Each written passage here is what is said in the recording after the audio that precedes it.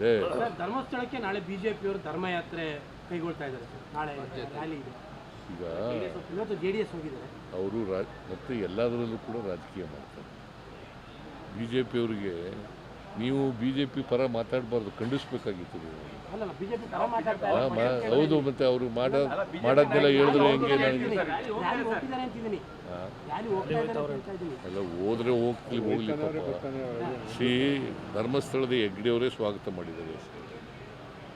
ಸತ್ಯ ಹೊರಬರಬೇಕಲ್ಲ, ನಾವು ಸತ್ಯ ಹೊರಬರಬೇಕು ಅನ್ನೋ ಕಾರಣಕ್ಕೋಸ್ಕರವಾಗಿ SIT ಮಾಡಿರ್ತಾರೆ. ಸತ್ಯ ಗೊತ್ತಾಗಬೇಕಲ್ಲ. ಅದರ್ವೈಸ್ ಧರ್ಮಸ್ಥಳದ ಬಗ್ಗೆ ತೂಗತಿ ಇರ್ತದೆ ಯಾವಾಗಲೂ. ಈ ಅನುಮಾನ ಇದೆಯಲ್ಲ, ಸಂದೇಹ ಇದೆಯಲ್ಲ, ಇದನ್ನು ಹೋಗಲಾಡಿಸ್ಲಿಕ್ಕೋಸ್ಕರವಾಗಿ SIT ಮಾಡಿರ್ತಕ್ಕಂಥದ್ದು. ಆಮೇಲೆ ಆ ಫಿರ್ಯಾದಿದಾರ ಕೋರ್ಟ್ ಮುಂದೆ ಹೋಗಿ 164 ಸ್ಟೇಟ್ಮೆಂಟ್ ಮಾಡಿದ್ದಾರೆ. 164 ಸ್ಟೇಟ್ಮೆಂಟ್ ಮಾಡಿದ್ದಾರೆ ಮ್ಯಾಜಿಸ್ಟ್ರೇಟ್ ಮುಂದೆ.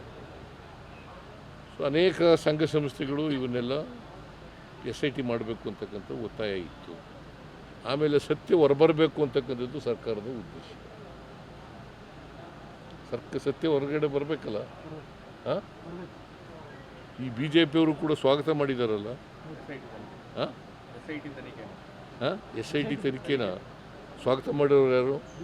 BJP-ಅವರು. ಈಗ ಮಾತ್ರ ಯಾವ ಅವ್ರಿಗೆ ಧರ್ಮನೂ ಗೊತ್ತಿಲ್ಲ, ಜಾತಿನೂ ಗೊತ್ತಿಲ್ಲ, ಇನ್ನೂ ಗೊತ್ತಿಲ್ಲ. ಸುಮ್ಮನೆ ರಾಜಕೀಯ ಮಾಡಬೇಕು, ಮಾಡ್ತಾರೆ. ಓಟ್ಗೋಸ್ಕರ ರಾಜಕೀಯ ಮಾಡಬೇಕು. GST ಇದು 2 ಸ್ಲ್ಯಾಬ್ ಮಾಡ್ತಾ ಇದ್ದಾರೆ ಕೇಂದ್ರ ಸರ್ಕಾರ. ಅದರಿಂದ ರಾಜ್ಯಕ್ಕೆ ಎಷ್ಟು ಲಾಸ್ ಆಗುತ್ತೆ? ಈ ಥರದ ಒಂದು 2 ಸ್ಲ್ಯಾಬ್ ಮಾಡೋದ್ರಿಂದ ಎಷ್ಟು ಸಾವಿರ ಕೋಟಿ ನಿಮ್ಗೆ ಲಾಸ್ ಆಗುತ್ತೆ ಸರ್ ಅಂದಾಜು? ಈಗ ಡೈರೆಕ್ಟಾಗಿ ಅಲ್ಲಿ ಹೋಗೋದು ಪ್ರತಿ ವರ್ಷ ಒಂದು 15,000 ಕೋಟಿ ರೂಪಾಯಿ ಲಾಸ್ ಆಗ್ಬೋದು ಅಂತ ಅಂದಾಜು ಮಾಡಿದ್ದಾರೆ. ಈಗ 15,000 ಕೋಟಿ. ನಾವು ರ್ಯಾಷನಲೈಸೇಷನ್ ಸ್ವಾಗತ ಮಾಡ್ತೀವಿ, ಬಟ್ ರೆವಿನ್ಯೂ ಪ್ರೊಟೆಕ್ಷನ್ ಆಗಬೇಕು ಅಂತಕ್ಕಂಥದ್ದು ನಮ್ಮ ಉದ್ದೇಶ. ಅದಕ್ಕೋಸ್ಕರ 8 ರಾಜ್ಯಗಳು ಒಟ್ಟಿಗೆ ಸೇರಿ ಡೆಲ್ಲಿನಲ್ಲಿ ಚರ್ಚೆ ಮಾಡಿದ್ದಾರೆ.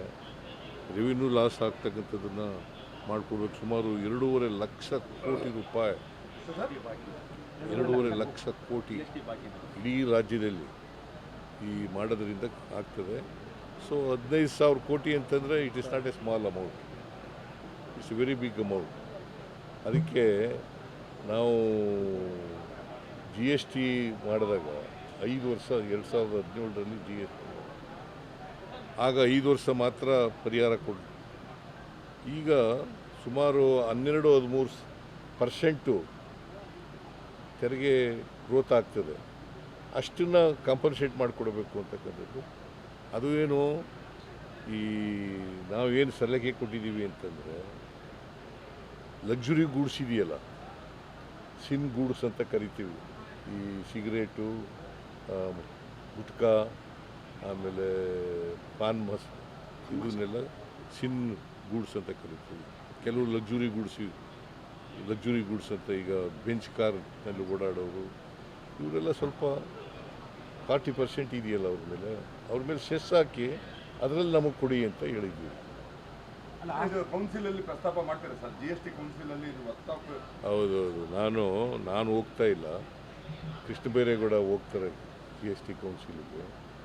ಅವ್ರಿಗೆ ಹೇಳಿದ್ದೀನಿ. ಅವರೇ ಈಗ 8 ರಾಜ್ಯಗಳು ಹಣಕಾಸಿನ ಮಂತ್ರಿಗಳ ಜೊತೆ ಮೀಟಿಂಗ್ ಮಾಡಿದ್ದಾರೆ. 3-4 GST ಕೌನ್ಸಿಲ್ ಮೀಟಿಂಗ್ ಇದೆ, ಸೆಪ್ಟೆಂಬರ್ 3-4. ಆ GST ಕೌನ್ಸಿಲ್ನಲ್ಲಿ ಇದನ್ನು ಭಾಳ ಸೀರಿಯಸ್ ಆಗಿ ಪ್ರಸ್ತಾಪ ಮಾಡ್ತಾರೆ. ಆಸ್ತಿ ನೋಂದಣಿ ಶುಲ್ಕ ಇವತ್ತಿನಿಂದ ಹೆಚ್ಚಾಗಿದೆ ಕರ್ನಾಟಕ. ಆಸ್ತಿ ನೋಂದಣಿ ಮುದ್ರಾಂಕ ಶುಲ್ಕ ಇವತ್ತಿಂದ ಹೆಚ್ಚಾಗ್ತಾ ಇದೆ ಕರ್ನಾಟಕ. 1% ಮಾಡಿದ್ದೀವಿ. ಬೇರೆ ಸದರ್ನ್ ಸ್ಟೇಟ್ಸ್ಗಳು ಸಮಾನವಾಗಿ ಮಾಡಿದ್ದೀವಿ ಅಷ್ಟೇ. ಸರ್, GST ವಿಚಾರವಾಗಿ ರಾಜ್ಯದವರೇ ಕೇಂದ್ರ ಸಚಿವರುಗಳಿದ್ದಾರೆ, ಸಂಸದರುಗಳಿದ್ದಾರೆ, ಅವ್ರೇನಾದ್ರು ನಿಯೋಗವಾಗಿ ಮಾತನಾಡಲಿಕ್ಕೆ ಅವ್ರು ಯಾವತ್ತೂ ಮಾತಾಡಲ್ಲ. ಅವರು ಅದರಲ್ಲೂ BJP-ಅವರು ಇದ್ದಾರಲ್ಲ, ಈಗ ನಮಗೆ 11,950 ಕೋಟಿ ರೂಪಾಯಿ ನಷ್ಟ ಆಯಿತು. ಪ್ಲಸ್ 5,300 ಕೋಟಿ ಕೊಡ್ತೀವಿ ಅಪ್ಪರ್ ಕೃಷ್ಣಕ್ಕೆ. ಯಾವತ್ತಾರು ಮಾತಾಡಿದಾರಾ? ಮಾತಾಡಿದಾರೇನಪ್ಪ? ಹೇಳು ನೀನೇ. ಈಗ ಬಿ ಜೆ ಪಿಯವರು ಧರ್ಮಸ್ಥಳಕ್ಕೆ ಎಂಥದ್ದು ಧರ್ಮಯಾತ್ರೆ ಅಂತ ಮಾಡ್ತಾ ಇದ್ದಾರೆ. ಯಾವತ್ತಾರು ರಾಜ್ಯಕ್ಕೆ ಅನ್ಯಾಯ ಆಗಿದೆಯಲ್ಲ, ಯಾವತ್ತಾರು ಮಾತಾಡಿದಾರ?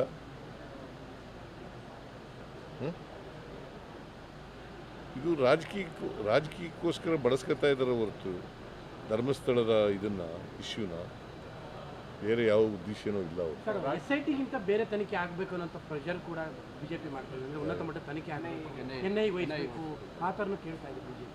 ಅವರು ಯಾವಾಗ CBIಗೆ ಯಾವತ್ತರ ಕೊಟ್ಟಿದ್ದಾರೆ ಅವರು? CBI ಅವ್ರದ್ದೇ ಸರ್ಕಾರ ಇದೆಯಲ್ಲ, ಅವ್ರ ಪಕ್ಷದ ಸರ್ಕಾರ ಇದೆ. ಕೇಂದ್ರದಲ್ಲಿ ಅವರು ಅಧಿಕಾರದಲ್ಲಿರುವಾಗ 2008ರಿಂದ ಅಧಿಕಾರದಲ್ಲಿದ್ದಾರೆ. ಯಾವತ್ತಾದರೂ ಒಂದು ದಿನ CBI ಕೊಟ್ಟಿರ್ತಕ್ಕಂಥದ್ದು ಒಂದು ಉದಾಹರಣೆ ತೋರಿಸುತ್ತೆ. ವರದಿ ಇದೆಲ್ಲ ಯಾವ ಕಂಪ್ಲೀಟ್ ಆಗ್ತದೆ? ಟೈಮ್ ಬಾಂಡ್ ಏನಾದ್ರು ಇದೆಯಾ ಅಂತ ತನಿಖೆಗೆ ಏನಾದ್ರು ಸಮಯ ತನಿಖೆ ಗೊತ್ತಿಲ್ಲ ನನಗೆ. ಯಾವಾಗ ನಾವು ವಿ ಆರ್ ನಾಟ್ ಇಂಟರ್ಫಿಯರಿಂಗ್. SITಗೆ ಪೂರ್ಣ ಸ್ವಾತಂತ್ರ್ಯ ಕೊಟ್ಟಿದ್ದೀವಿ. ಅವ್ರು ತನಿಖೆ ಮಾಡಿ ಯಾವಾಗ ವರದಿ ಕೊಡ್ತಾರೆ ಅವಾಗ ಬೇರೆ ಅಗತ್ಯ ಇಲ್ಲ, ಬೇರೆ ತನಿಖೆ ಅಗತ್ಯ ಇಲ್ಲ ಅಂತ ನಾನು ಅನ್ಕೊಂಡಿದ್ದೀನಿ.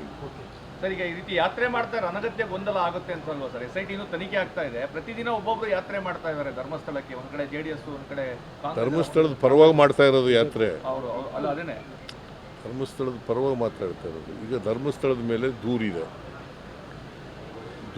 ದೂರಿಗೆ ಉತ್ತರ ಸಿಗಬೇಕಲ್ಲ, ಮತ್ತು ಸತ್ಯ ಗೊತ್ತಾಗಬೇಕಲ್ಲ ಜನಗಳಿಗೆ. ಹಾಂ, ಈಗ ಯಾರೋ ನೀನು ಕಂಪ್ಲೇಂಟ್ ಮಾಡ್ತೀಯ, ಕಂಪ್ಲೇಂಟ್ ಮಾಡಿದ ಮೇಲೆ ಧರ್ಮಸ್ಥಳದ ಮೇಲೆ ನೀನು ಆರೋಪ ಮಾಡಿದ್ರೆ ಆರೋಪಕ್ಕೆ ಉತ್ತರ ಸಿಗಬೇಕಲ್ಲ. ಸತ್ಯನೋ ಸುಳ್ಳು ಗೊತ್ತಾಗಬೇಕು. ಸರ್, ಈಗ ಏರ್ ಶೋದು ಡೇಟ್ ಫೈನಲ್ ಆಗಿದೆ ಸರ್. ಏರ್ ಶೋ ಏರ್ಸೋಗಿ ಒಪ್ಕೊಂಡಿದ್ದಾರೆ, ಕೇಂದ್ರ ಸರ್ಕಾರ ಒಪ್ಕೊಂಡಿದ್ದಾರೆ. ಡೇಟಾ ಅದು ಇದ್ರ ದಿನ ಜಂಬೂ ಸವಾರಿ ಆದ ನಾಳೆ ಅಲ್ಲ, ಜಂಬೂ ಸವಾರಿ ಹಿಂದಿನ ದಿನ. ಇಲ್ಲಪ್ಪ,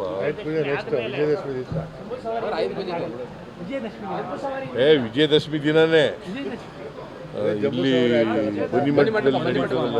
ಅಲ್ಲಿ ಬನ್ನಿಮಂಟಪ ಅಲ್ಲ, ಡೇಟ್ ಕೇಳ್ತಾರೆ. ಎರಡನೇ ತಾರೀಕು ವಿಜಯದಶಮಿ ಸರ್, ಅವತ್ತೇ ಮಾಡೋದು. ಮಾಡ್ತಿದ್ದೀರಾ? ಓಕೆ.